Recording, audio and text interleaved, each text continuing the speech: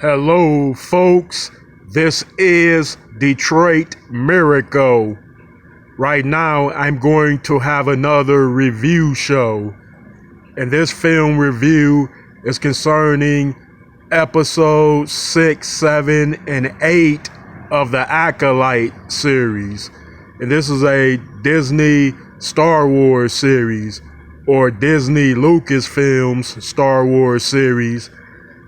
I'm going to go about it a different way while reviewing this film and during the course of it, which was a 8 episode series, and I've already reviewed 1 through 5 in my own particular way. Now I'm going to do episodes 6 through 7. No, 6 through 8, I mean. Yeah, 6, 7, and 8.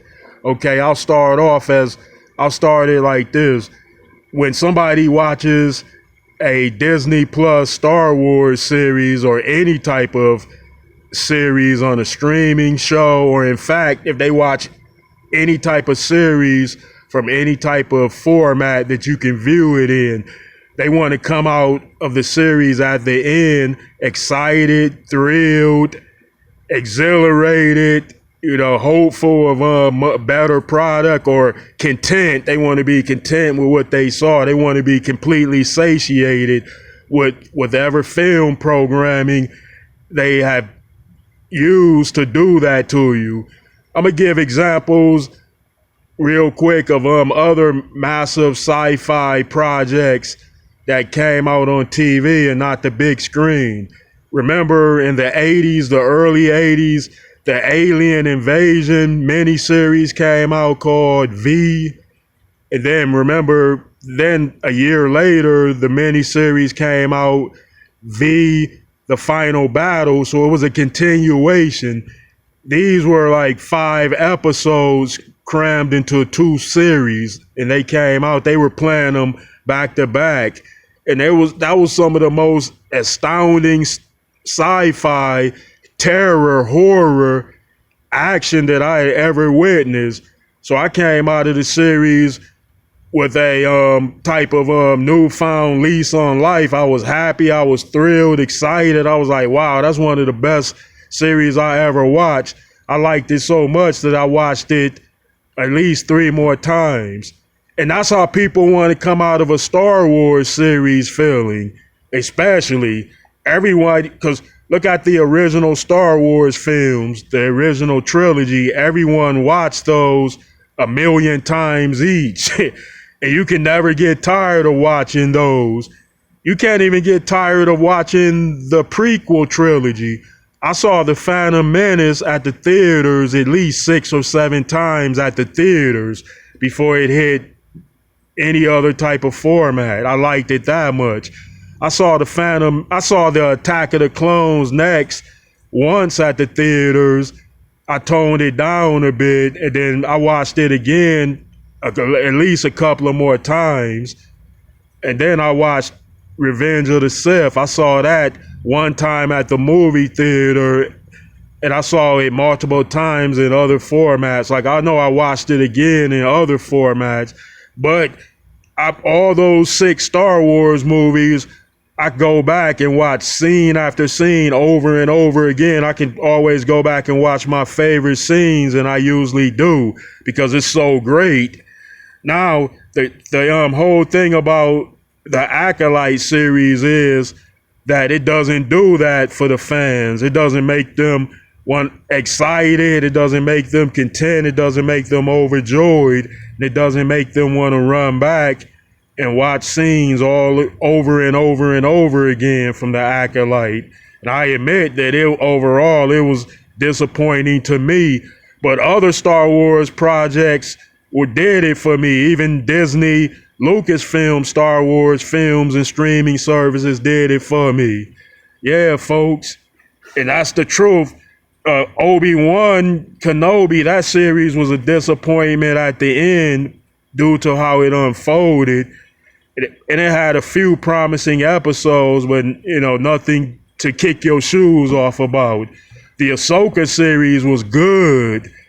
In fact, very good. people may not have agreed with what's that woman's name that got all those force powers at the end? What's her face? Like Sabine, yeah. But overall, Ahsoka was a good series. The Boba Fett series was all right. It was all right, and it was nearly good, but it wasn't terrific because like they did certain things with his character that people didn't like. And then it was what's the other series? The Andor series. Andor series was good. It wasn't great. It wasn't made for its action, but it was a great series because it showed about internal politics and things like that, and even about criminal organizations. And it was like the beginning of the rebellion at that stage. So it wasn't great, but Andor was a good series.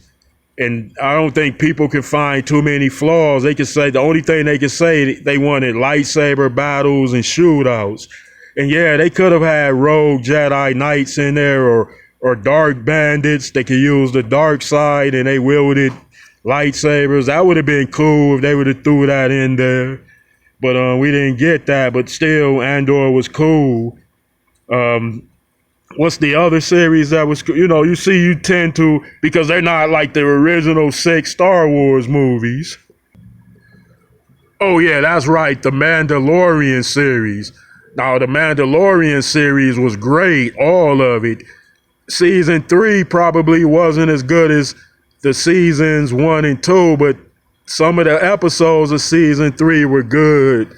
It's just it was disappointing at the end. Like people's expectations was much higher because the series was good, so they're not gonna like it if it's less than what they could come up with. That doesn't mean that it was a bad third season. It's just that it wasn't as good as people thought it was, or it didn't go in a direction that some people thought it would take.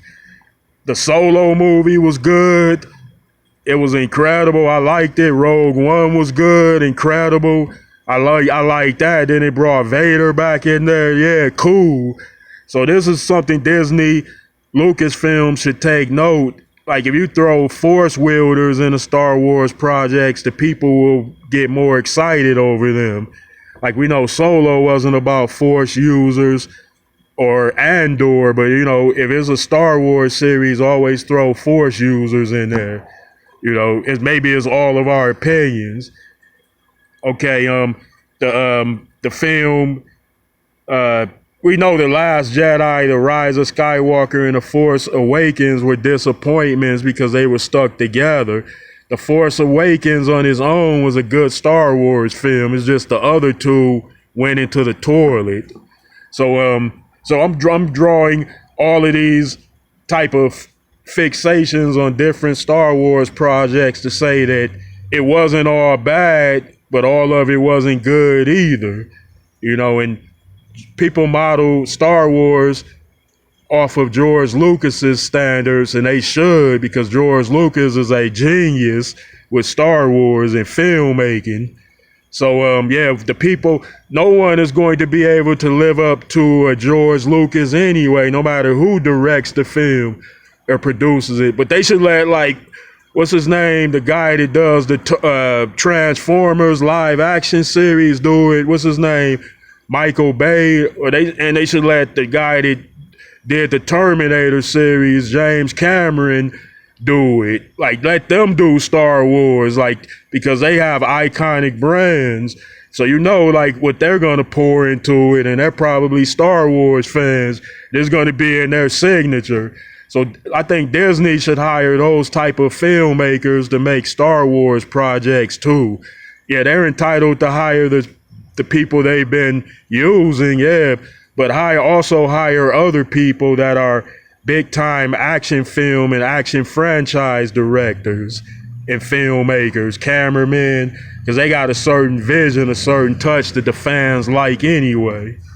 Yeah, but in all, the Acolyte series, I would say from 6 through 7 had moments.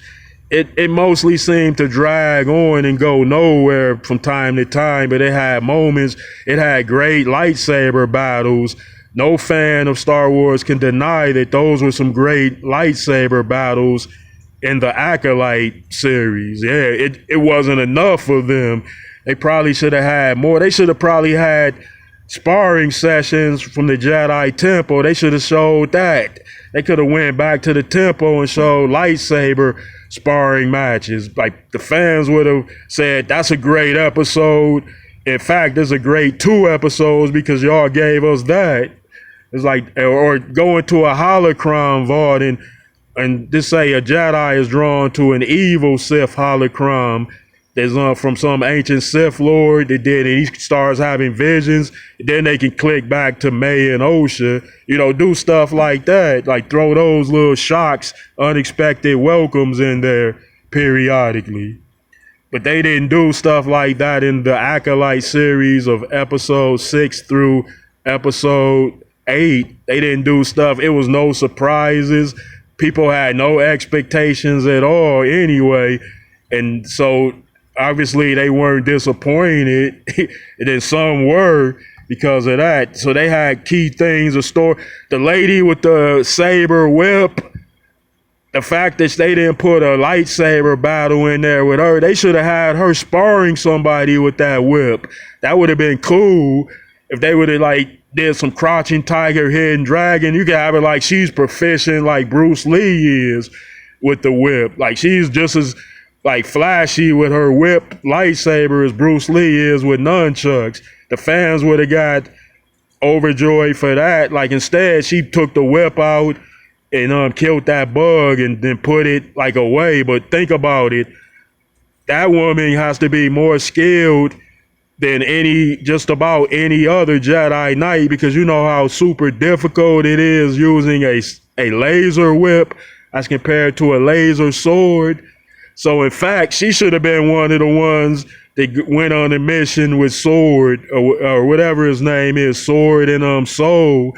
Yeah, because we would have liked to see her spar with her ex-apprentice, and then they could have had it once she broke the mask with her whip, his face shown, and she was like, you.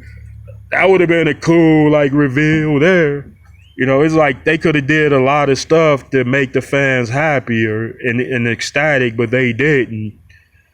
So I would say that the series, I didn't like it that much at all, but I love the lightsaber battles.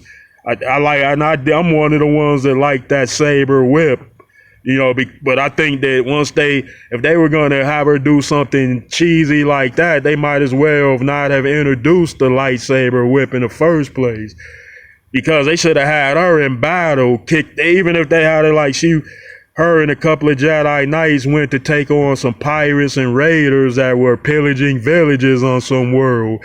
They had it they were weaponized up. They had laser pistols that can rapid fire, all type of blaster rifles, and then she came in there and then did a display with that. It would have been way cool. You see how she could use that whip? She just took out 20 dudes just like that. Dang. They could have did something like that with her character. That would be empowering to show her do that. Just take on 20 men bandits and use her laser whip against their blaster weapons or ray guns. And then she does it and then uses her force powers. She could have froze air or something around them and turned it into air chains. And so she could have showed the power of the force used like that. They didn't throw any new thing in or any new force power. Hey, fans, we all must remain hopeful, but all of us as fans may have to get together and then do big budget Star Wars films, but there will be fan films where we would make money off of it, but still we can make all the films from all the established Star Wars lore and canon that we want, develop the stories, do a series for every type of Star Wars character that is popular from the novels, comics, and films. Everybody wants to see Revan on film. Everybody wants to see Darth Bane on scene in film. Everybody wants to see ancient Sith lords like Naga Sadow and Margot Ragnos. Everybody want to see Darth Magnus in film. He's like a Darth Vader type character with cybernetics. He wears a similar costume. He has a breathing apparatus. We want to like imagine doing him, hiring Vin Diesel to play him. You know, that would be crazy. Yeah, folks. Well, I'm gonna say that if there's a season 2 of The Acolyte, in my closing, I hope that it would be much better and that it would do the fans much service and justice. Thank you. Okay, folks, I'd appreciate it if you would put comments on this. Certainly express your viewpoints because this is a big issue now. You know, throw those likes in there and subscribe to my channel, Detroit Miracle.